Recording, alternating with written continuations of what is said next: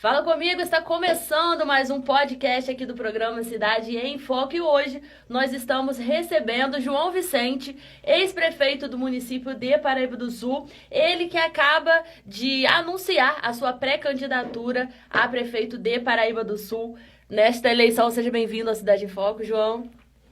Olá, Tatila. Quero aqui agradecer muito a oportunidade de poder estar participando desse programa com vocês aqui. Agradecer a você, ao Lúcio, a toda a sua produção. E sei que isso aqui é um programa de excelência, porque a gente vê como que vocês administram com muita imparcialidade. Eu estou muito feliz de estar aqui com você. E vamos lá, Que bom. Amadurecer aí o nosso bate-papo. Da satisfação de ter aqui no Cidade em Foco. Quero, antes da gente tocar, nesse assunto do momento, sua pré-candidatura a prefeito de Paraíba do Sul, quero conhecer um pouco da sua história, até mesmo para quem está assistindo a gente, nossos telespectadores, que não te conhece muito bem ainda. Quero te apresentar. Você é nascido e criado aqui em Paraíba do Sul, né, João? Sim, eu sou nascido e criado aqui em Paraíba do Sul. Como foi um pouco da sua infância aqui na cidade? Na verdade, eu sempre, quando me provocam a respeito disso, porque na verdade as pessoas sabem, né? Eu nasci aqui, aliás, eu tô na véspera de fazer 64 anos, né? A gente sempre tem uma lembrança, que a população de Paraíba do Sul sempre tem uma lembrança do meu aniversário, que coincide com a fogueira lá do INEMA, né? Que a gente sempre prestigiou lá, sempre procurou aperfeiçoar aquele evento tão maravilhoso que é lá do INEMA. Eu nasci ali ao lado da escola Maria Zumira Torres ali. Minha mãe comprou uma casa em 1964, foi o ano que eu nasci, e eu sou criado ali no bairro das Palhas, entre a ladeira Curupati, até o final da Rua das Palhas. Eu sou de uma família muito origem, sou filho de uma funcionária pública municipal. Minha mãe trabalhou naquele setor de PTU ali da prefeitura durante 33 anos.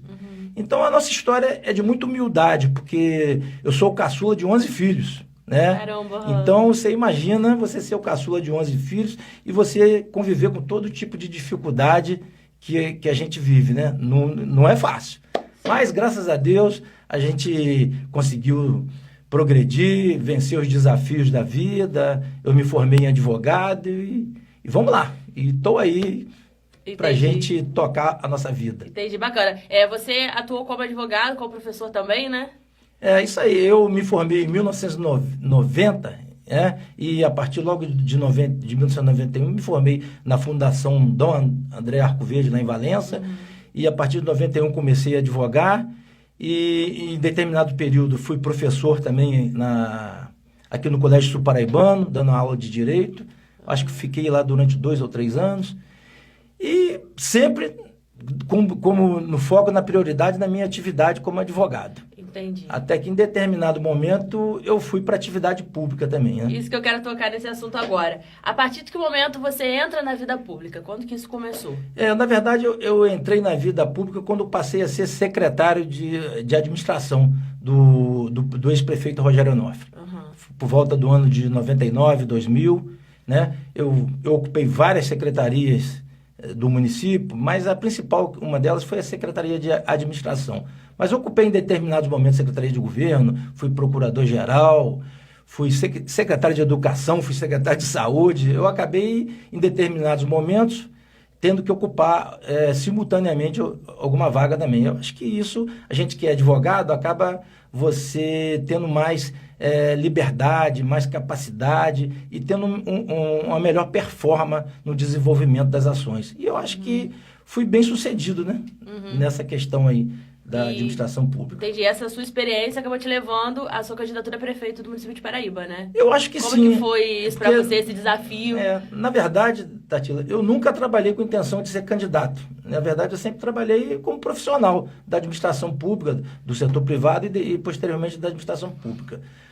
Mas acabei sendo levado a isso. Não lutei para ser candidato, mas acabei... Eu acho que o contexto daquele momento me permitia que eu fosse candidato, porque eu era bem, acho que, credenciado para tal.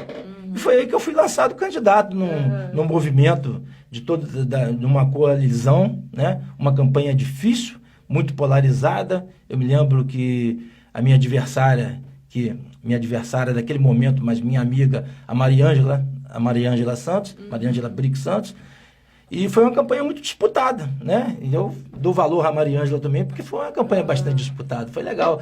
Eu ganhei naquele momento a campanha com 13.400, 13.500 votos. A Maria Ângela teve 11 mil e tantos votos também. Então, a campanha bastante acirrada. Você considera que foi um dos grandes desafios da sua vida naquela época? Um grande desafio, uma luta. Eu andei essa cidade toda, de casa em casa, de bairro em bairro. Então, a gente que é nascido e criado aqui, que conhece muito as dificuldades da população, principalmente da população mais humilde, daquela que a gente faz parte da nossa origem, né? Então, a gente viu as dificuldades que foram. E não foi fácil para chegar lá. Entendi. Uma das suas ações, talvez uma das que tiveram mais destaque, foi a construção da Ponte Nova. Queria que você falasse para a gente um pouco sobre essa ação, como que foi esse processo, um processo difícil. Verdade. Eu acho que essa construção da nova ponte sobre o Rio Paraíba do Sul, eu acho que foi uma das maiores dificuldades do meu governo, porque não era fazer a obra em si, era vencer as dificuldades, os obstáculos que estavam lá. E eu me lembro que eu tive um desafio da governadora Rosinha Garotinho, que ela virou para mim e disse, você não vai conseguir construir essa ponte porque tem muita dificuldade lá, tem embargos judiciais, tem muita coisa, você não vai conseguir vencer. Aí eu peguei e propus à governadora o seguinte, eu assumo essa responsabilidade, governadora, de vencer esses obstáculos, e se eu conseguir vencer esses obstáculos, a senhora faz a ponte para mim lá em Paraíba do Sul? Ela virou e falou, não, se você vencer os obstáculos, eu faço a ponte. Foi aí que eu me dediquei muito a isso, porque simultaneamente a gente ia muito a Brasília, porque eu estava na iminência de conseguir a autorização da NTT para colocar o trem da Maria Fumaça para fazer o passeio turístico de Paraíba do Sul. Então eu aproveitei de forma simultânea e tanto eu tratava na NTT da autorização para a gente fazer o passeio turístico de Paraíba do Centro até Caruaru, e eu tive que cumprir diversas exigências da NTT. E foi lá que eu busquei também as licenças ambientais junto à Agência Nacional de Águas, que era para a construção da nova ponte. E aí eu juntei o útil ao agradável, né? Porque cada viagem, todo mês eu estava em Brasília cuidando dessas coisas. Eu falei, não é possível, essa coisa tem que sair. Não pode o prefeito ficar aqui dentro do gabinete e tendo que tomar essas posições, porque se você não vai pessoalmente, não adianta você colocar um técnico, porque a questão lá também, além de ser técnica, você ir com um projeto na mão, tem a questão política também, que né, a pessoa quer ver a presença do prefeito lá. E foi aí que eu decidi. Falei, eu vou comprar essa briga. Fui lá, todo mês eu ia a Brasília para conseguir isso. E consegui. Da seguinte forma, no dia, eu havia marcado a reinauguração do trem da Maria Fumaça para 1º de maio de 2005. E na véspera da inauguração, lá pelo dia 29, 30 de abril, eu consegui a autorização da Agência Nacional e cumpri várias exigências da NTT, desde troca de dormentes, muros de contenções, tudo para gerar maior segurança no passeio turístico. E deu certo, nós inauguramos o trem rodou no ano de 2005, no ano de 2006, rodou acho que no 2007 também, eu não me lembro bem a data que foi paralisado esse projeto. E quando foi lá para outubro e novembro de 2005, já chegando quase no final do ano, eu consegui todas as licenças ambientais que precisava para a construção da nova ponte sobre o Rio Paraíba do Sul, e também porque isso foi basicamente o que mais importava nos embargos judiciais que a gente tinha sobre a construção da nova ponte. E foi aí que a gente conseguiu, com o Judiciário de Paraíba do Sul, que revogasse também os obstáculos que eram os embargos judiciais, que eram muitas denúncias infundadas, outras por falta de licença ambiental, que a gente também cumpriu. Enfim, foi quando eu fui à governadora e falei, governadora, eu acho que aquela missão que a senhora me deu, eu cumpri, está aqui. A gente revogou a liminar que proibia a construção da nova ponte sobre o Rio Paraíba do Sul, porque o mais importante, quando eu falo para você que eu consegui essas licenças ambientais, e eu tenho sempre falado muito disso, que a gente fez uma ponte completamente diferente da que você vê. É uma ponte sem uma obra dentro do espelho d'água. Uma ponte que representa uma obra sustentável. Você não vê, não sei se você já reparou isso, porque a nossa ponte centenária, ela tem obra dentro do espelho d'água, enquanto a ponte nova agora, ela não tem obra dentro do espelho d'água, e ainda no final ela ainda é uma ponte em curva. Então, um projeto bacana demais. E aí a governadora falou comigo, você venceu essa primeira etapa, João Vicente, mas tem uma outra aqui agora. Parece que quem ganhou a licitação da obra da ponte não está querendo fazer mais. Falei, mas não é possível. Eu falei, outra dificuldade. Eu falei, mas não tem problema, eu vou. A senhora me dá essa missão para mim também, porque eu vou procurar saber. Não, vai lá para o DR, porque a ponte tinha sido citada no DR, e o então presidente do DR, o doutor Henrique, falou comigo, não, João, a gente está tendo uma dificuldade aqui, porque a pessoa que ganhou uma empresa lá do Paraná, e ela está com dificuldade, está lá canteiro de obra, não sei o quê. Eu falei, mas o que nós temos com isso, né? A pessoa vem, participa de uma concorrência pública, ganha e agora, vamos lá, vamos ver o que está acontecendo. E aí foi quando nós tivemos, partindo até do doutor Henrique naquele momento, só tem um jeito, vamos chamar o segundo colocado aqui para ver se ele tem interesse em fazer a obra e a gente vai chamar o primeiro e dizer, se você não vai fazer, só te resta decidir, porque não vai haver prejuízo para o Estado, porque o segundo colocado vai ganhar. E se ele topar, chamamos o segundo colocado, e o segundo colocado topou a obra. Tinha uma condição dele lá naquele momento, porque ele já era fornecedor do Estado, e o Estado parece que estava devendo a quantia de dinheiro lá, um pouco elevada para ele e tal. E eu virei para ele e falei o seguinte, não, você precisa me ajudar, porque o Estado precisa me pagar. Peraí, eu tenho que te ajudar aqui a você receber a obra que você vai fazer na minha cidade. Agora, nas outras, como é que eu vou me envolver nisso? Fica difícil.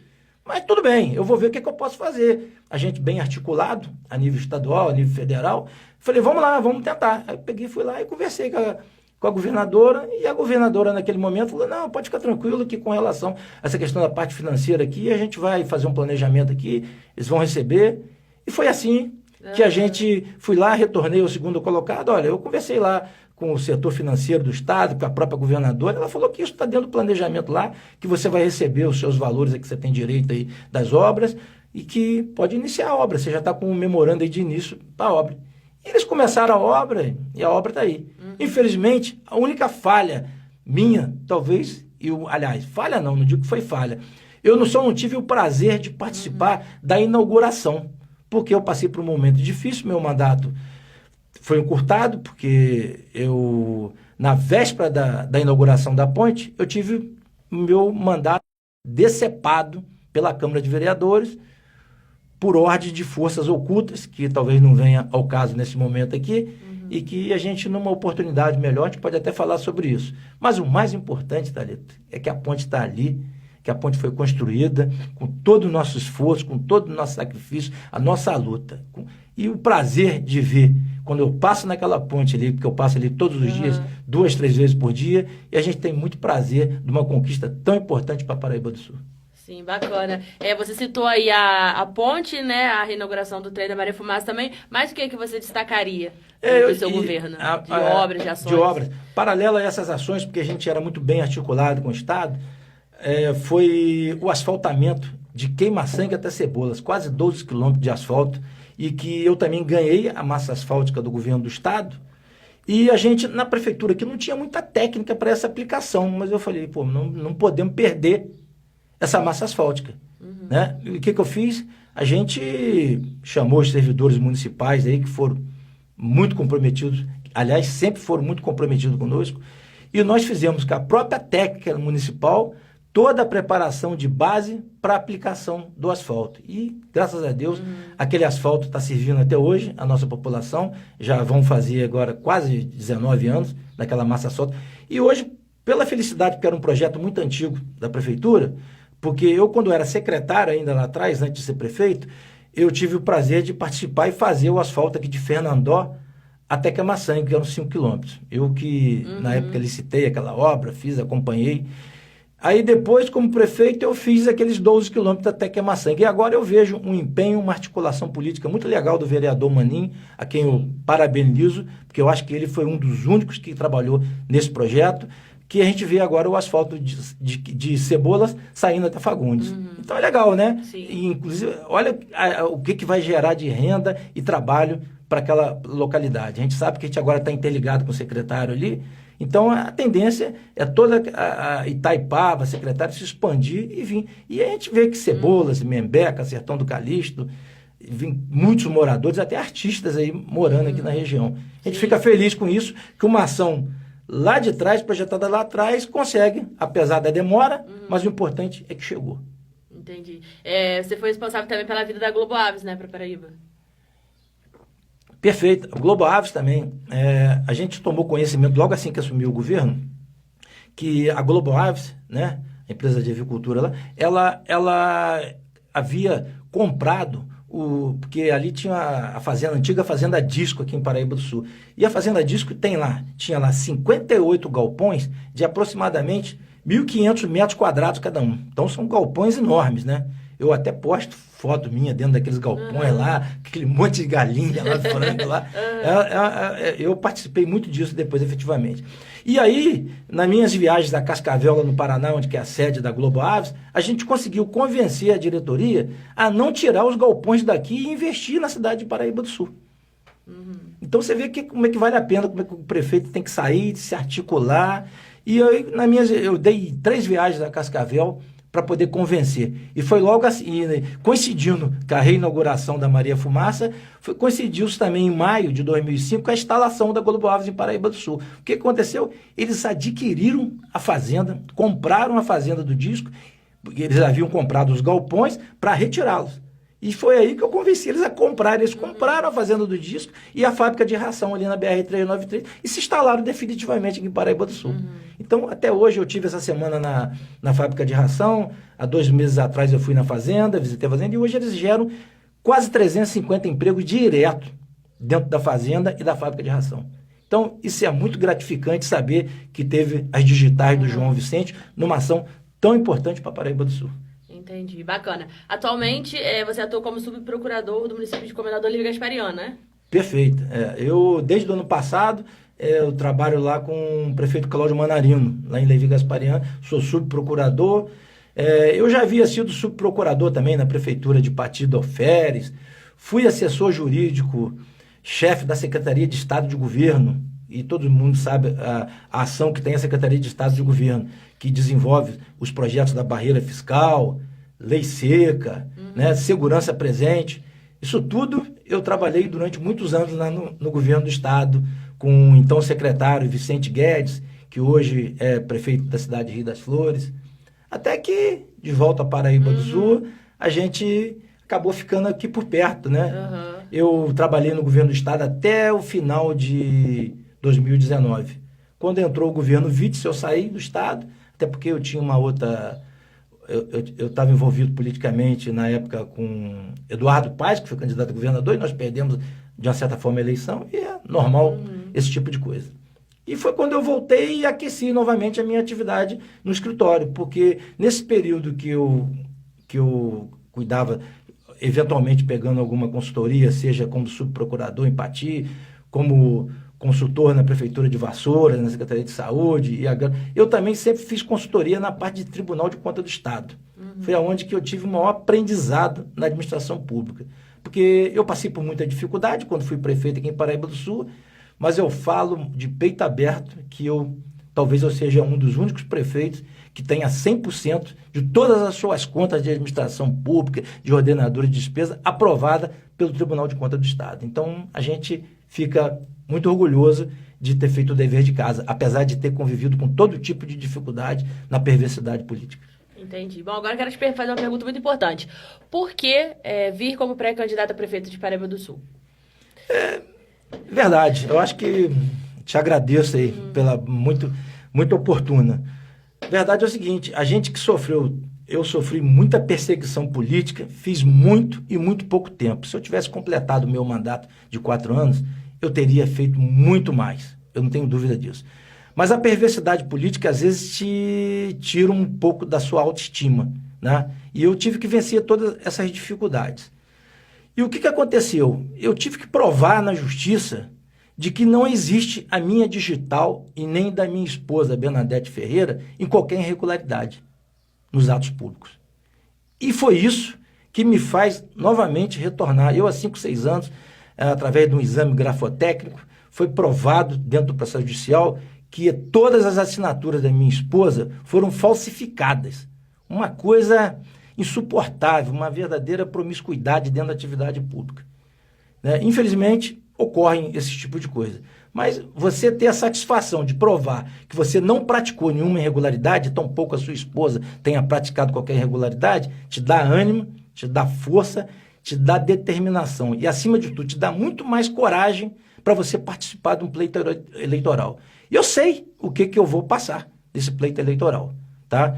Tão logo seja homologada a minha candidatura, né, que a gente tem que aguardar o momento exato, respeitar a legislação, coisa que a gente não vê aqui em Paraíba do Sul, porque a gente vê pré-candidatos aí que parece que já homologaram o nome dele nas convenções e já estão trabalhando, fazendo política como se já pudesse fazer. E não é esse caso. A gente está aqui falando da nossa história, das nossas qualidades, de tudo aquilo que a gente pode, de tudo aquilo que a gente fez para o Paraíba do Sul e das injustiças que fizeram contra o João Vicente e contra a minha esposa Bernadette Ferreira, né?